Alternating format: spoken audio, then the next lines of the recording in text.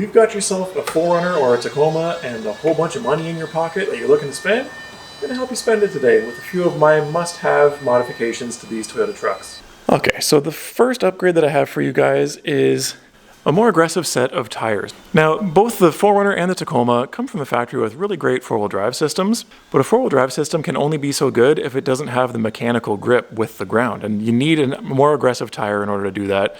For some reason, Toyota likes to sell both of these trucks for the most part with kind of wimpy car tires on them without a really aggressive tread design. So there's the clear performance upgrades when you're off-roading with a more aggressive tire, but also it's probably the easiest way to shake the sort of like soccer mom appearance of these vehicles from the factory. So obviously the 4Runner here has a more aggressive setup on it with the Method race wheels, and these are 285 70 17-inch Goodyear Duratracs, and that's a little bit beefy. It required some trimming and some cutting. Obviously the 4Runner is lifted as well. But you don't have to go this aggressive if you don't want to. The Tacoma here, on the other hand, just has a set of 265 75 16s on here.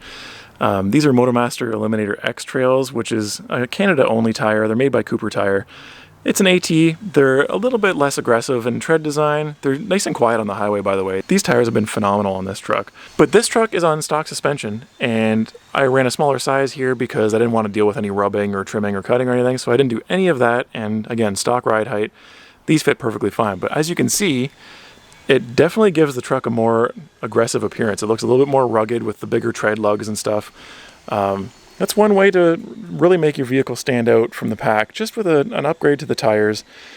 Of course, super functional, but they look pretty cool too. So it's kind of a 2-for-1. And I think if you can only afford to do one thing to your Toyota truck, I think upgrading the tires is probably your best bang for your buck. And despite both of these trucks having aftermarket wheels on them, I don't think that is 100% necessary.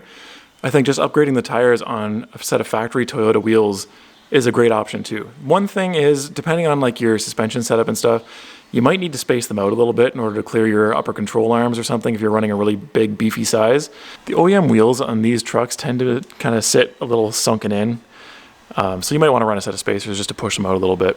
By the way, this one is a 2006 and this one is a 2007, and I might be a little bit biased, but I feel like these older trucks are better than the brand new ones, all these new turbo ones that are coming out. I don't know, I think this is the way to go with these old trucks. If you agree with me, go ahead and comment below. Old is gold. On that note, one of my biggest complaints about these older trucks is the head units on them and the lack of tech in these trucks. You know, there's no connectivity for your phone or anything with Apple CarPlay or Android Auto and stuff. And so I think upgrading your head unit to something like this is a really good modification to whether it's a 4Runner, Tacoma, it doesn't matter.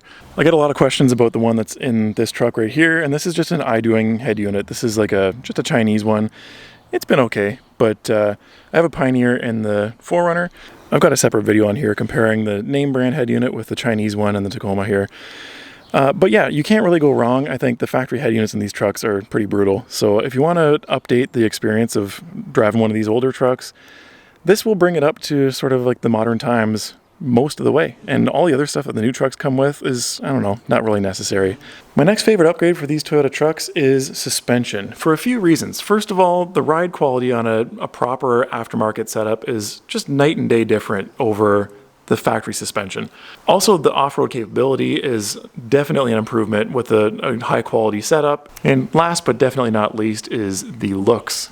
And I think that upgrading suspension also upgrades the stance of your vehicle. So you can see here on the 4Runner, this one is lifted like right around 2 inches front and back, give or take. And I have a set of Fox 2.0 coilovers up front on this with Old Man Emu 2-inch rear springs. And in comparison, you can see the Tacoma here still has the stock suspension on it. And it's definitely riding higher in the rear than it is in the front.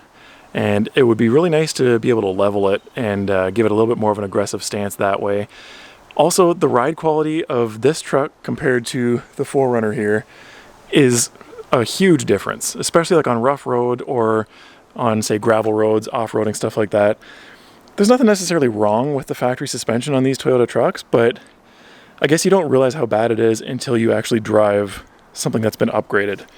And so the Fox suspension on this old girl I am so happy with it. I've got, I think, over 50,000 kilometers on this setup, and it rides so good. It's much more controlled over rough roads and big bumps and stuff like that. The flex is super smooth when you're off-roading and everything. It just feels so much more in control. And if aftermarket coilovers are out of the budget, you could always just get some spacers to level the front end, which would at least make it look better. It's going to look like it's got upgraded suspension on it. You'll be able to fit a bigger tire up front, but your ride quality is still going to be exactly the same as your stock suspension. This one is specific just to the 4th gens and just the V8s, because there are, the way I see it, 3 different types of V8 4Runners. There's ones that are about to have cracked exhaust manifolds, ones that currently have cracked exhaust manifolds, and ones like mine that had cracked exhaust manifolds but have since been upgraded with a set of Doug Thorley headers. And I think this is an awesome upgrade for multiple reasons. First of all, it solves the problem of cracked exhaust manifolds, and that plagues all of these 4.7 V8 4Runners, Tundras, Sequoias, all of them. It's just a common failure point that they're just weak metal. They got the weight of the factory catalytic converters hanging off of them, and they crack. Is it going to blow the engine up? No, definitely not. It's more just an annoying ticking sound when they do crack. So these headers will solve that problem. They've got a lifetime warranty on them. They're stainless steel. But on top of that, you get a whole bunch of mid-range horsepower and torque out of them. So the gains that you're going to hear about these headers offering are not peak gains, if that makes sense. So your 4Runner is not suddenly going to make 320 horsepower or something like that, right? If you look at the dyno graph, that's you see in the mid-range, which is right around where you are when you're towing, hauling stuff, say, I don't know, 4,000 RPM. That's where you see these huge gains. And so it's a different kind of a horsepower and torque curve that you get with these headers. And I think they are worth every penny. It's a bit of a stinky job to do. You have to worry about the studs cracking off in the engine, and it is kind of a pain to access them. You have to lift the engine out, but you do have to kind of tip it. The other big issue that I've heard a lot of complaints about of people that have been using my article on my website for years now as a reference about these cracked exhaust manifolds, the comments are always the same. I can't find them anywhere. Who's got them in stock? And man, I wish I had an answer for you guys. I had been talking to Jason Bertman from Bertman Industries for a while, and he was sort of like the go-to guy that always had them in stock for really good prices and stuff. I'm not sure if he is still the go-to guy. I've had a few people complain about having sort of less than stellar experiences there. I don't know if there's an option of just going directly to Doug Thorley to buy them themselves, but if you can find them, these are by far a fantastic upgrade on these V8 4Runners. Well, sticking with the V8 4Runners here, I got one more thing to talk about, and that is the fact that the factory exhaust on these poor 4Runners does the 4.7 V8 no justice. And so I think some type of catback exhaust is an awesome upgrade on these things, if nothing else for just the sound, because the stock exhaust is super quiet and it feels like you're driving a V8, but it doesn't sound like you're driving a V8. And so a high quality catback exhaust like this Gibson that I have on mine, I think is a really good upgrade.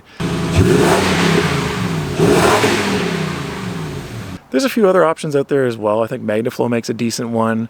But even, if you want to kind of go old school, you can even just upgrade your muffler with a Flowmaster or something. It doesn't necessarily have to be a fancy stainless system that you bolt right on. You can do your own thing, take it to an exhaust shop, whatever.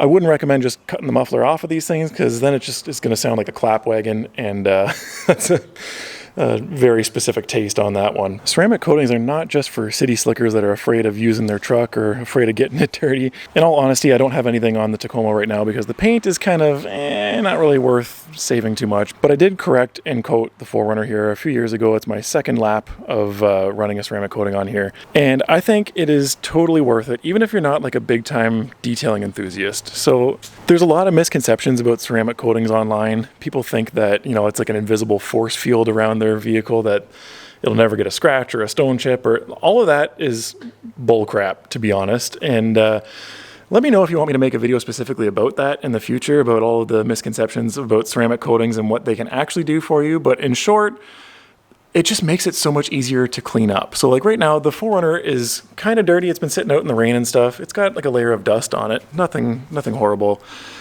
But in the event that I do take this thing off-road, and believe it or not, I do take it off-road from time to time, If I shoot mud up the side of it, and it will stick on the side of it, just like any other vehicle, whether it's coated or not.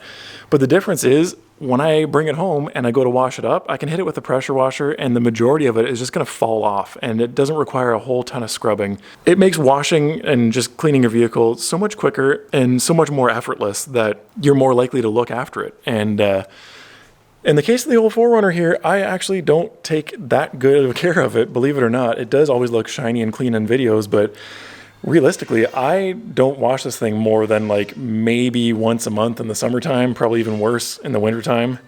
And it pretty much always looks like this. Like, it is dirty, but it looks clean underneath. So a big part of that is the paint correction that I did before applying the ceramic coating. It brings out all of the gloss and the shine.